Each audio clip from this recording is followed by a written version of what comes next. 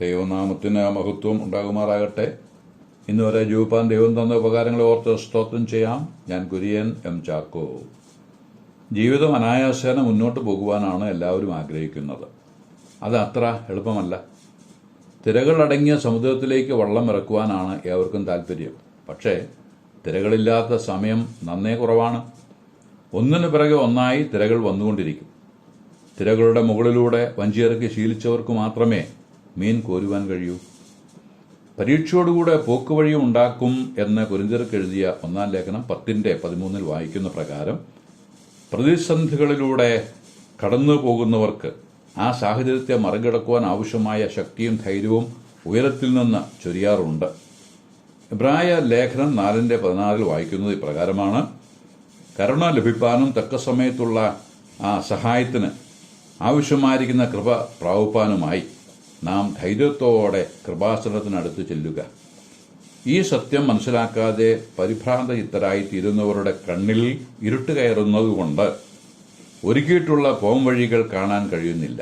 അപ്പോഴാണ് ഭയം ഓടിയെത്തുന്നത്. ഭയം ഭയത്തെ പിന്നെയും വർദ്ധിപ്പിക്കുന്നു.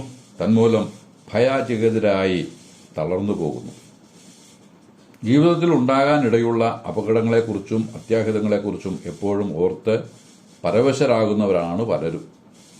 തങ്ങളുടെ ശരീരത്തിന് നല്ല സുഖമില്ല, ആരോഗ്യം മോശമായിക്കൊണ്ടിരിക്കുന്നു, തങ്ങൾ വീണുപോയാൽ ഭാര്യയും മക്കളും വഴിയാധാരമായതു തന്നെ എന്നിങ്ങനെയുള്ള ചിന്തകളാൽ നിരാശരാകുന്ന മനുഷ്യരുമുണ്ട്.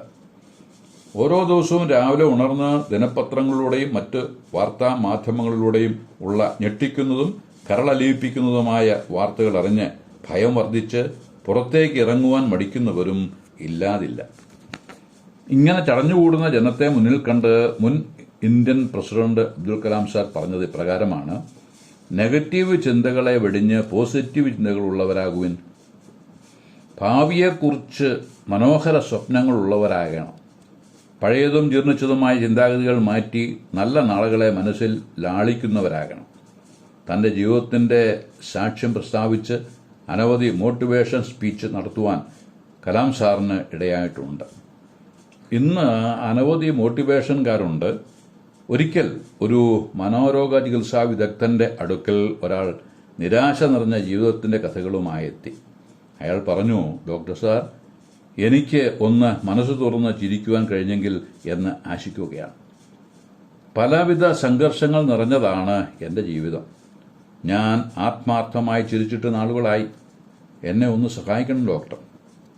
എല്ലാം ശ്രദ്ധിച്ചതിനു ശേഷം ഡോക്ടർ പറഞ്ഞു: ഇവിടെ അടുത്തൊരു സർക്കസ് നടക്കുന്നുണ്ട്. അവിടെ പോയി സർക്കസ് ഒന്ന് കണ്ടുവരൂ. അവിടെ ഒരു രസികനായ ബഫൂണുണ്ട്. അയാളുടെ കോമാളിത്തരങ്ങൾ ആരെയും ചിരിപ്പിക്കും. ഇത് കേട്ട് രോഗി ദയനീയമായി പറഞ്ഞു: സാർ, ആ ബഫൂണാണ് ഞാൻ. എനിക്ക് മറ്റുള്ളവരെ ചിരിപ്പിക്കുവാൻ കഴിയുന്നുണ്ട്. അപ്പോഴൊക്കെ എൻ്റെ ഉള്ള് തേങ്ങുകയാണ്. എന്നാൽ ഒരു ദൈവ പൈതലിന് മോട്ടിവേറ്റ് ചെയ്യുന്ന വചനങ്ങൾ ധാരാളമായി തിരുവെഴുത്തിലുണ്ട്. അതിലൊന്നാണ് 118 സങ്കീർത്തനത്തിന്റെ 24 വാക്യം. അതിപ്രകാരമാണ്: ഇത് ദൈവം ഉണ്ടാക്കിയ ദിവസം, ഇന്ന് നാം സന്തോഷിച്ച് ആനന്ദിക്കുന്നവർ ആയിരിക്കുക.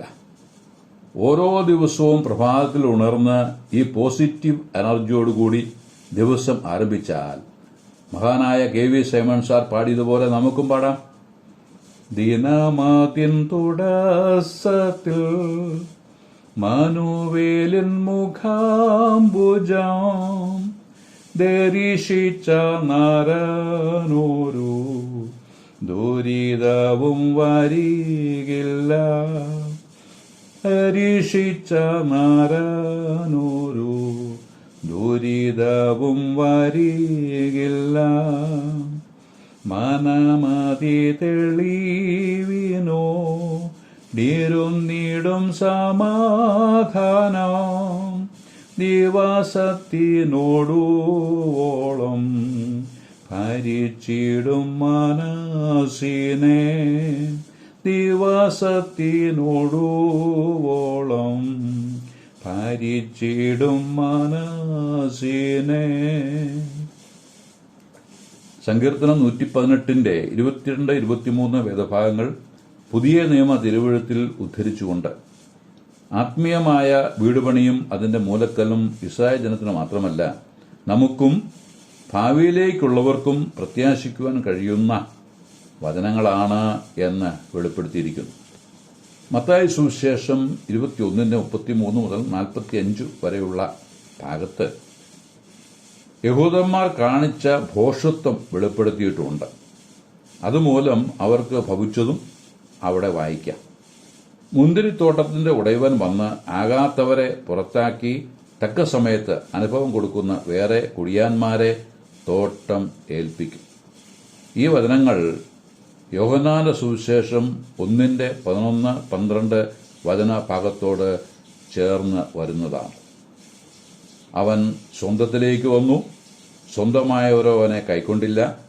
അവനെ കൈക്കൊണ്ട് തന്റെ നാമത്തിൽ വിശ്വസിക്കുന്ന ഏവർക്കും ദൈവം മക്കളാകുവാൻ അവിടുന്ന് കഴിവ് നൽകി. അവർ ദൈവത്തിൽ നിന്ന് ജനിച്ചവരാണ് എന്ന് ദൈവം അംഗീകരിക്കുകയും ചെയ്യുന്നു. ഇസ്രായേൽ ക്രിസ്തുവിനെ എങ്ങനെ തള്ളിയെന്നും ഭാവിയിൽ അവർ തള്ളിക്കളഞ്ഞ കല്ലിനെ ദൈവം എങ്ങനെ അവരുടെ മൂലക്കല്ലാക്കി തീർത്തുവെന്നും വചനം വിവരിക്കുന്നുണ്ട്. മനുഷ്യബുദ്ധി കൊണ്ട് വിവരിക്കാൻ പ്രയാസമുള്ള വിധത്തിലും മനുഷ്യന്റെ ദൃഷ്ടിയിൽ ആശ്ചര്യകരവുമായ നിലയിലും ദൈവം അത് ചെയ്യുന്നു.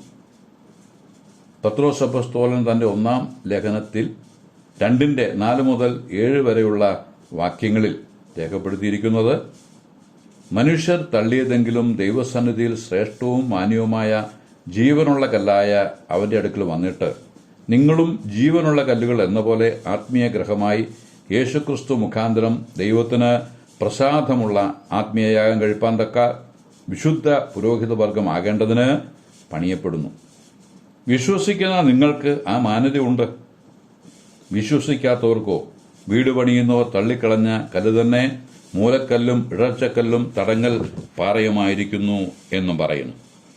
ഇസ്രായേൽ തള്ളിക്കളഞ്ഞ കല്ലിനെ ദൈവം ശ്രേഷ്ഠവും മാന്യവുമായ കല്ലാക്കി എന്ന് പ്രവാചകനും പറഞ്ഞിരിക്കുന്നു. യെശയ്യാവ് 28:14 കർത്താവ് ഇപ്രകാരം അരുളി ചെയ്യുന്നു, ഇതാ ഞാൻ സിയോനിൽ ഉറപ്പുള്ള അടിസ്ഥാനമായിട്ട് ശോധന ചെയ്ത കല്ലും വിലയേറിയ മൂലക്കല്ലും ആയി ഒരു അടിസ്ഥാനക്കല്ല് ഇട്ടിരിക്കുന്നു. വിശ്വസിക്കുന്നവൻ ആ കല്ലിൽ ആശ്രയിക്കുകയല്ലാതെ ഓടേണ്ടി വരികയില്ല എന്നും രേഖപ്പെടുത്തിയിരിക്കുന്നു. വിശ്വസിക്കാത്തവർക്ക് ക്രിസ്തു ഒരു ഇടർച്ചക്കല്ലാണ് എന്ന് യെശയ്യാ 8:14 വാക്യത്തിൽ പറയുന്നു.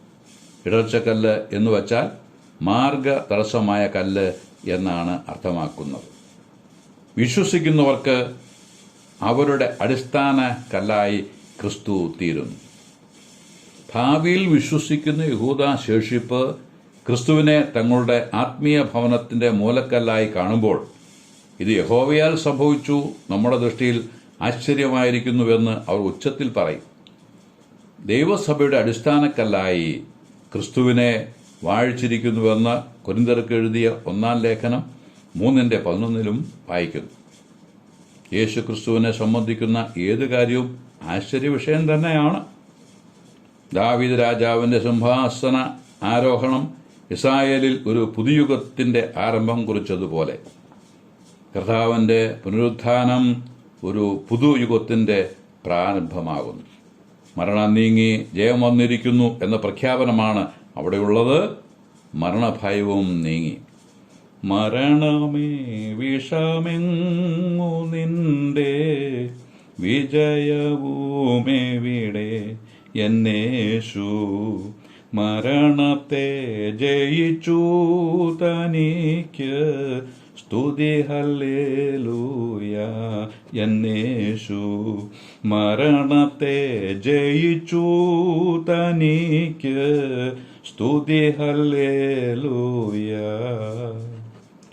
സങ്കീർത്തനം 118:27 വാക്യത്തിൽ കർത്താവ് തന്നെ ദൈവം, അവിടുന്ന് നമുക്ക് ആ പ്രകാശം തന്നിരിക്കുന്നു എന്ന് വായിക്കുന്നു. വെളിപ്പാട് പുസ്തകം 1:8 യേശു കർത്താവിന്റെ വാക്കും നാം കാണുന്നുണ്ട്. ഞാൻ ആൽഫയും ഒമേഗയുമാകുന്നുവെന്ന് ഇരിക്കുന്നവനും ഇരുന്നവനും വരുന്നവനുമായി സർവശക്തിയുള്ള ദൈവമായ കർത്താവ് അരുളിച്ചെയ്യുന്നു. അന്ധകാരത്തിൽ നിന്ന് നമ്മെ അത്ഭുത പ്രകാശത്തിലേക്ക് നടത്തിയത് അവിടുന്നത്രേ. യേശുക്രിസ്തുവിൻ്റെ മുഖ തേജസ് നമ്മെ മുറ്റും പ്രകാശിപ്പിക്കുന്നതത്രേ. ഞാൻ ലോകത്തിൻ്റെ വെളിച്ചമാകുന്നുവെന്ന് അരുളി ചെയ്തവൻ്റെ മുഖ തേജസ്സിൻ്റെ പ്രഭയിൽ നടക്കുന്ന ഒരുവനും നിരാശപ്പെടേണ്ടി വരികയില്ല. കാരണം സർവശക്തിയുള്ളവൻ പ്രകാശവും ധൈര്യവും തന്ന് നടത്തുമ്പോൾ ഇരുട്ട് നീങ്ങി വെളിച്ചത്തിൽ ധൈര്യമായി നടക്കാൻ കഴിയും. അപ്പോൾ എബ്രായ ലേഖനകാരനോട് ചേർന്ന് നമുക്കും പറയാം, കർത്താവ് എനിക്ക് തുണ, ഞാൻ പേടിക്കുകയില്ല, മനുഷ്യന് എനിക്കെതിരായി ഒന്നും ചെയ്യുവാൻ കഴിയുകയില്ല എന്ന്. അങ്ങനെ കർത്താവിലുള്ള ധൈര്യത്തോടെ മുന്നോട്ടു പോകുവാൻ സർവകൃപാലുവായവൻ നമ്മെ സഹായിക്കട്ടെ എന്ന് ആശംസിച്ച് പ്രാർത്ഥിച്ച് വാക്കുകൾക്ക് പൂർണ്ണവിരാമം കുറിക്കുന്നു. ദൈവനാമം മഹത്വപ്പെടുമാറാകട്ടെ.